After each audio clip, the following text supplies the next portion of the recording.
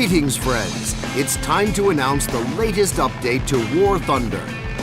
Weapons of Victory. This is time to coincide with a great date.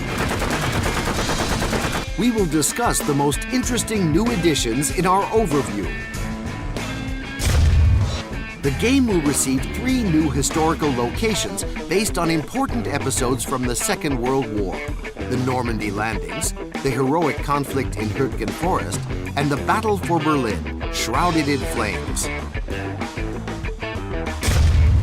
The American line has acquired tank destroyers, but this time Britain will get the most new aircraft. But we'll get to all that later.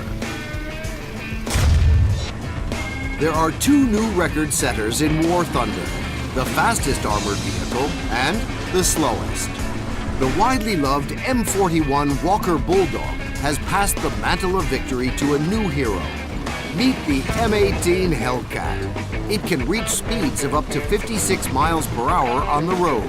Not bad at all. We'll also note, in passing, that the American research tree has received an SPG branch, and almost all of it is an example of the US approach to tank design. You'll see how much these vehicles differ from the German Stug, Jagdpanthers, and the Soviet Sus. The American tank destroyers have rotating turrets and exceptional mobility in most cases. But let's get back to our next record setter. The Mouse now has a new competitor in terms of speed.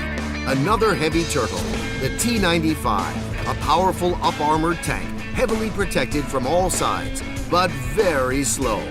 On the other hand, its sub-caliber round is capable of penetrating 12.25-inch or 311mm thick armor.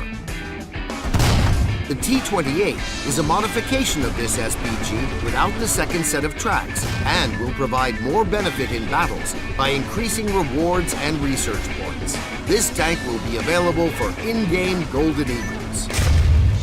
And now to the meat of the update. For the first time, our game is getting a ground vehicle with a multiple rocket launcher system. The tank and MRLS Calliope, built on a Sherman chassis, will have 60 4.5-inch or 114mm rockets. After rocket attack, this vehicle can continue the battle as an ordinary tank using its 75mm weapon. The aircraft damage model has undergone significant change. Now, phenol-impregnated wood, duraluminum, percale, and all the other materials aircraft are made from will have different levels of fire resistance. The damage processing mechanic has become more complex. It's now easier to make a belly landing when your landing gear is out of order. Correctly performing an emergency landing will allow you to avoid the complete reconstruction of your aircraft. In addition, a bomber can now survive being rammed by a small fighter if the rammer doesn't damage important parts of its structure. Many new vehicles have arrived, over 40 in fact, of which 11 are unique vehicles introduced to the game especially in honor of Victory Day. We acquainted you with these vehicles in our news this spring, each Friday in the Weapon of Victory series. So, be sure to check out our research tree to see the new models and modifications with your own eyes. British aircraft fans should be particularly pleased.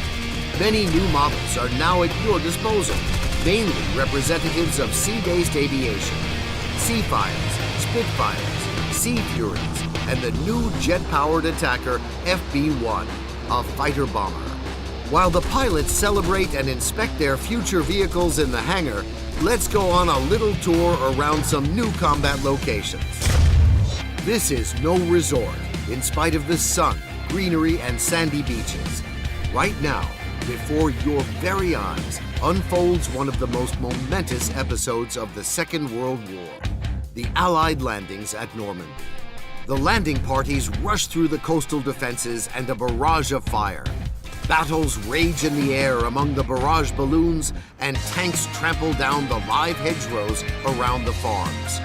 This single location includes 3 entirely different types of terrain: a sandy beach, peaceful provincial smallholdings, and an urban settlement. Another historical location takes us to Western Germany. The Allies have already successfully landed and are fighting their way through to the German capital. The operation lasts several months and becomes one of the most prolonged conflicts the U.S. Army ever participated in. This operation entered the annals of history as the Battle of Hürtgen Forest. The first thing to catch your eye is the views. The beech forest, the banks of the mountain rivers, the neat farmstead cottages, all as if taken from the canvases of some of the greatest artists. But we didn't come here to admire the view, did we? So, let's choose an aircraft or tank and charge into battle. Just the ground vehicle zone alone stretches over a 4x4 kilometer area. There are places for tank battles and places to storm ground targets.